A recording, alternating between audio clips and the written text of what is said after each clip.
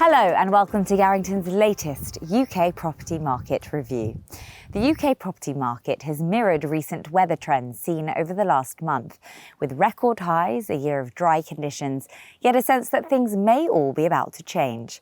The summer recess provides many people with a chance to escape day-to-day routines and consider life and financial priorities. With a new Prime Minister due to be announced in September, eye-watering levels of inflation having forced the hand of the Bank of England to increase the bank base rate to 1.75%, the highest rate increase in 27 years, and their hawkish outlook warning of a long recession, predicting what may happen next in the UK property market remains a challenging task. Despite these headwinds, for the moment, the property market's resilience continues to defy expectations. On a monthly basis, house prices indices from Nationwide and Halifax have continued to meander, with the former reporting a 0.1% rise and Halifax reporting a marginal fall of 0.1%.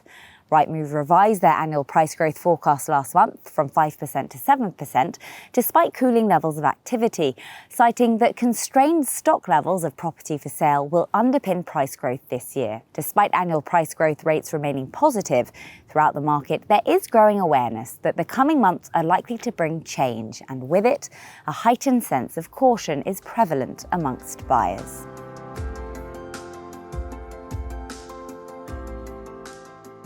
Historically, renting a property for many tenants was considered a shorter-term solution to their housing needs, and buying a home normally meant many years of ownership under one roof. However, the recently published English Housing Survey data highlights the changing relationship we have with our homes. Since 2011-2012, owner-occupiers have seen a drop in their length of tenure from an average of 17.1 years in their accommodation to 16 years in the new survey results.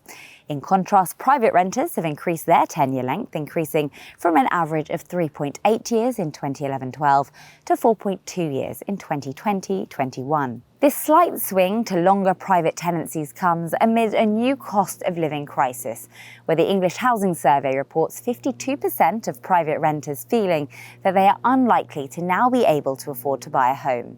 In 2011-12, this figure was 41%. For those going ahead and purchasing a home, finding the perfect property traditionally took far longer than the time taken to progress an agreed transaction through to completion. Property entering the market for sale is still selling quickly, according to the latest available data from Rightmove. The national average is now just 32 days compared with 38 days at the same time last year. However, agreeing a transaction is only one piece of the home moving puzzle. The recent transaction boom and surge of existing homeowners remortgaging has placed significant pressure on financial and conveyancing providers. According to recently published industry data, this means that the average time to complete a purchase has now risen by 23% to a staggering 153 days, the equivalent of over 5 months.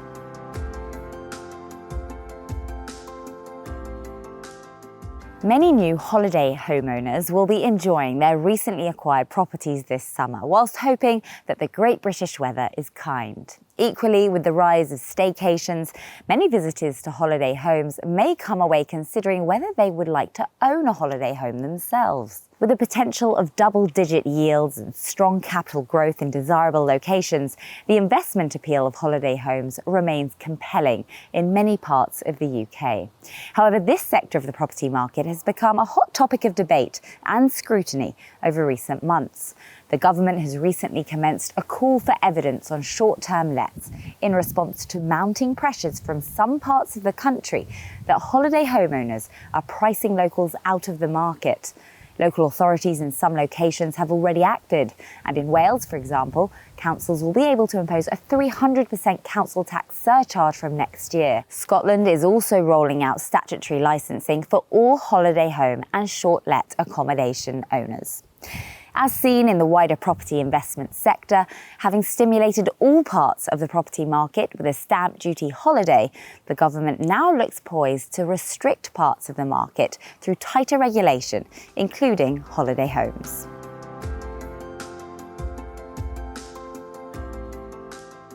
Well, headline figures show that overall the demand for homes is on a par with this time last year and remains to be 25% above the 5-year average. At a local level, buyer demand is more varied. As mentioned in previous reviews, the market is splintering. The disparities can be seen in this latest research from Zoopla, showing the strongest and weakest areas for buyer demand over the last month compared to the 5-year average. Over the autumn months, as market dynamics change, we expect different areas to perform independently.